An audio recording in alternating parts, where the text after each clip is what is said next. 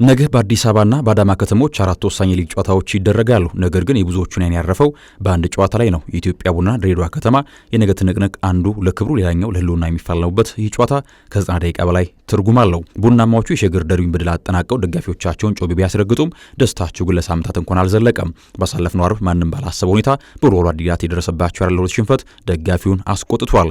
ነገ ቡናማዎቹ ወደ ሜዳ የሚገቡት አንድ ዓላማ ይዘው ነው። ከደጋፊያቸው የነጠቁትን ደስታ መለስና በደረጃ ሰንጠረዡ አናት የመጨረስ ተስፋቸውን ማለምለም ነው። ብርቱካናማዎቹ በአንጻሩ ነገ የሞት ሽረት ትግል ያደርጋሉ። በ33 ነጥብ 17ኛ ደረጃ ላይ የሚገኙ ድሬዎች ነገ ካላሸነፉ ወደ ታችኛው ሊግ የመውረድ ስጋታቸው አይቀሬ ይሆናል። የሚገርመው ግን የድሬዎች የዘንድሮ የድል ታሪክ ነው። ጨዋታው ሊያሸንፉ የሚችሉበት ሚስጥር አለ።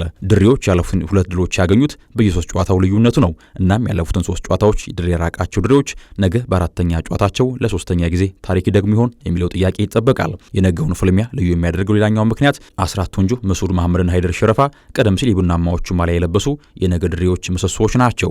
የቡናው አጥቂ ቢኒያም ጌታቸው ደግሞ የብርቱካናማዎቹ የቀድሞ ኮከብ ሲሆን አሰልጣኝ ሳምሶን አየለም ድሬዎችን ጠንቅቀው የሚያውቁት የቀድሞ አሰልጣኛቸው ነው። ሁለቱም ድሬዎችን ጠንቅቀው ያውቃሉ። የኳስ ቁጥር መሰረት ያደረገው የነገ ሁለቱ ቡድኖች ትንቅንቅ በማን ላይ ይጠናቀቃል የሚል የሚጠበቅ ነው። የቡናማዎቹ የክብር መመለስ ወይስ ብርቱካናማዎቹ የሕልውና ትግል? እናንተ የነገውን ጨዋታ ቅድመ ግምታችሁን በኮሜንት ላይ አስፍሩልን።